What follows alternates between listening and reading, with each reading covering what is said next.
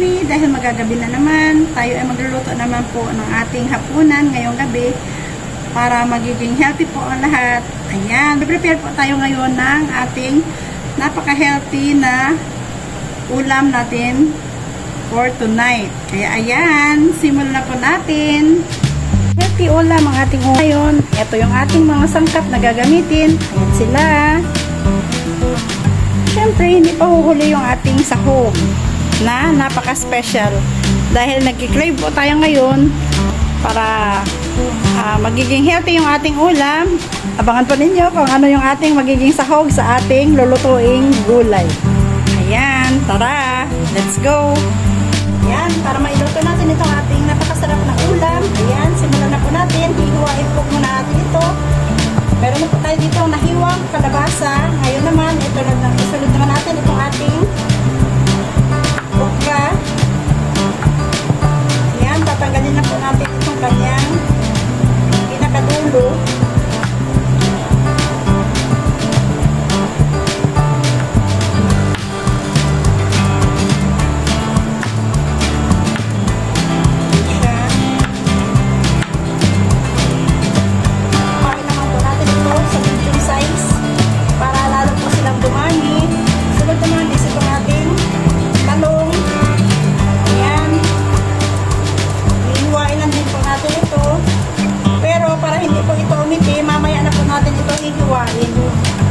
Tanggalan na po muna natin ito ng kanyang dulo.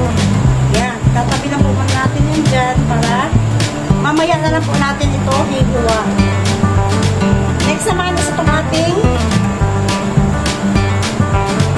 string beans. Ayan. Hihiwain din po natin ito ng medium size din para hindi po ito mabilis overcook sa ating lulutuing ulam. Tanggalin muna natin itong kanilang mga pinakapuno. Ayan.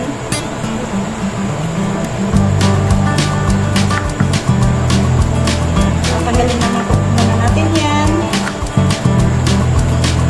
Kasi hindi naman maganda yung kanyang itsura. Kaya ayan. Tanggalin muna natin siya. And then, ikakat lang po natin sila into medium size lamang po. Ayan. Para magiging pantay-pantay po sila. Ayan. Kailangan talaga medyo para mas mabilis na natin ito maihiwa. Ayan. Ayan lang yung pagkakahiwa sa kanila. Ayan. Para lalong sumarap itong ating lulutuing ulam for tonight. Ayan, hindi pa ako nakaluto pero parang matatakam na ako guys. Parang laro na ako nagugutom. Ayan. Tatabi na muna natin siya dyan. Kakasabay-sabay naman silang ilalagay mamaya. Ayan, okay lang yan na magkakatabi. Patabi po silang lahat.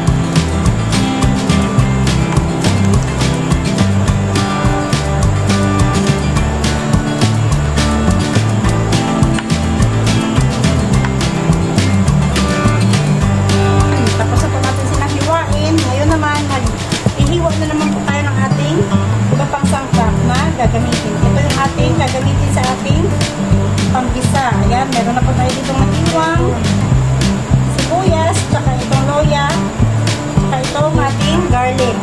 Ayan. Simulan na po natin ang pagluluto itong ating napakasarap na ulam. Ito yung pinaka-espesyal na ingredients na ating gagamitin sa ating pagluluto ngayon. Ito po ang ating daing. Ayan. Kakat lang po natin ito para mabilis po natin ito siyang maiprito. Ayan na po yung kanyang itsura. Naikat na po natin ito. Ngayon naman is lulutuin naman natin ito sa ating mantika.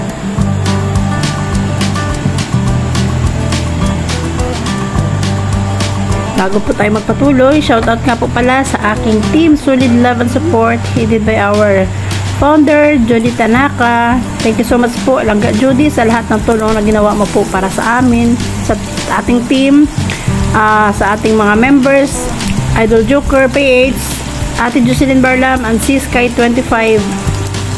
Maraming salamat din po sa lahat ng inyong suporta sa aking channel. Shoutout din po pala sa aking mga subscribers at silent viewers dito sa ating Whitey World. Maraming salamat po sa lahat ng inyong love and support at walang sawang pagmamahal sa akin. Kakagutom. Mula pa noon hanggang sa ngayon, maraming salamat po sa inyong tiwalang binibigay sa akin. Thank you so much po sa inyong lahat, saan man sulok kayo ng mundo. Mag-iingat po tayo lagi.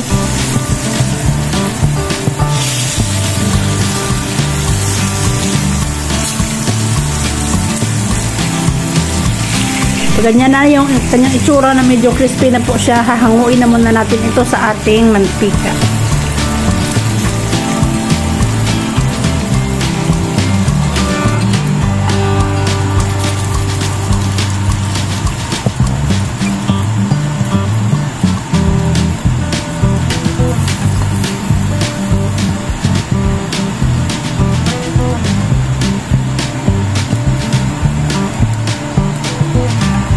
And then, simulan na po natin ang mabangong pag-isa ng ating mga ingredients. Nagpainit na po tayo dito ng ating mantika. Sunod naman is ilagay na po natin itong ating sibuyas, yung ating loya,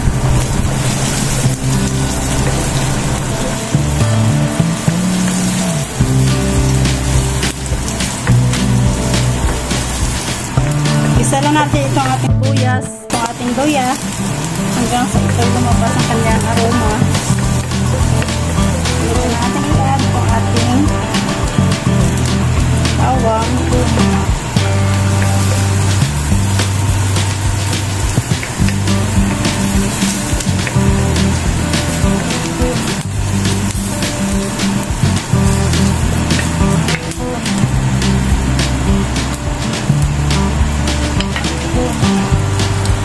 Tailan natin ito ng bahagya.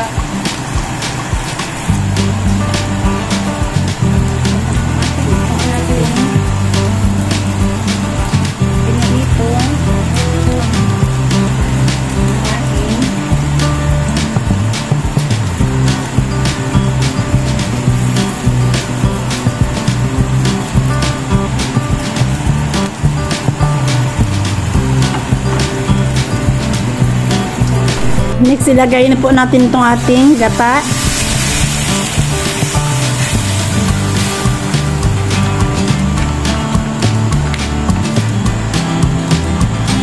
Cover and let it simmer for about 5 minutes.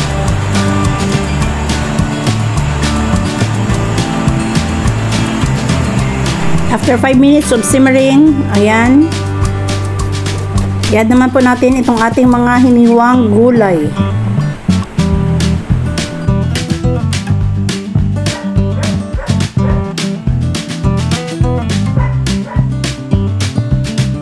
Then add lang po tayo dito ng konting tubig.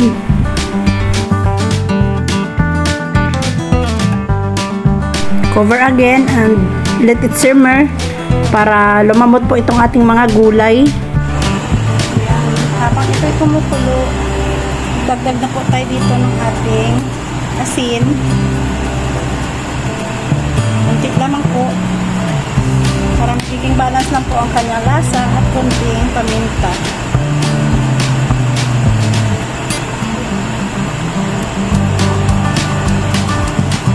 Patuloy na pakuluin hanggang sa lumambot itong ating mga gulay.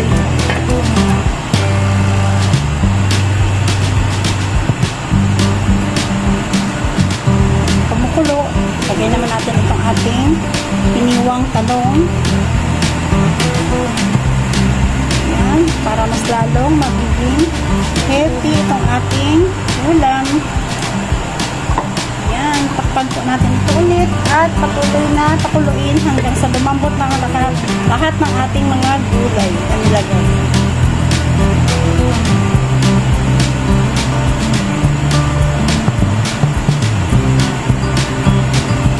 Ayan, nakaluin po natin ito ng konti.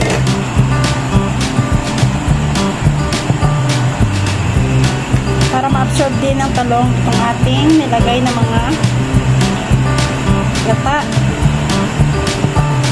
Ayan. bango. Lalong nakakagutom. Ayan, takpan na po natin ito ulit. At i-simmer.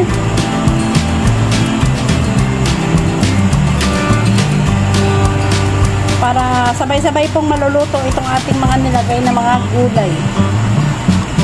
Ayan, after po natin itong ma-simmer ng 15 minutes, tikman na po natin ang kanyang lasa kung enough na po ba sa atin yung kanyang timpla.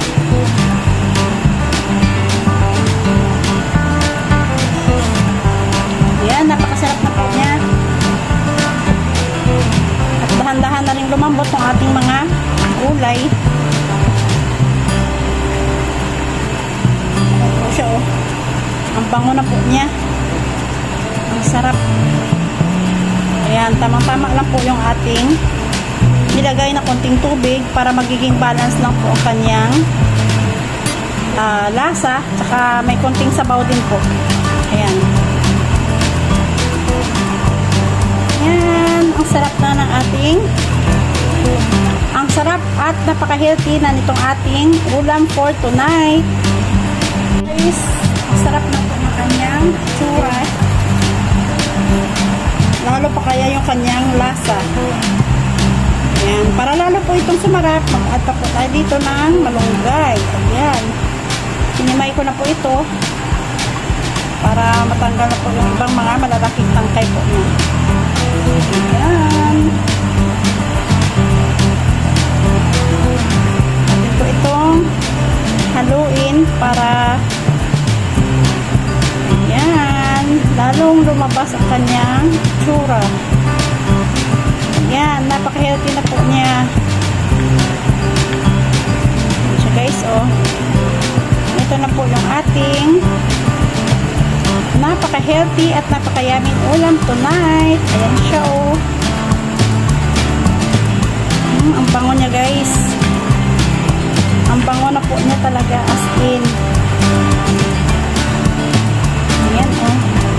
Maganda po yung medyo may konting sabaw-sabaw po siya. Ayan.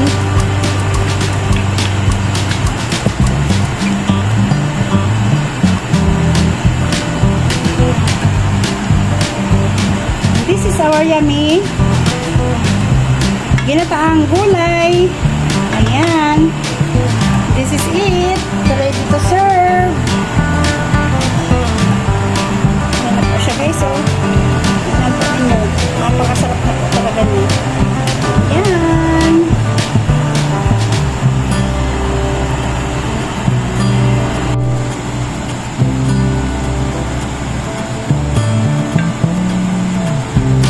And this is our healthy and yummy ginataang gulay.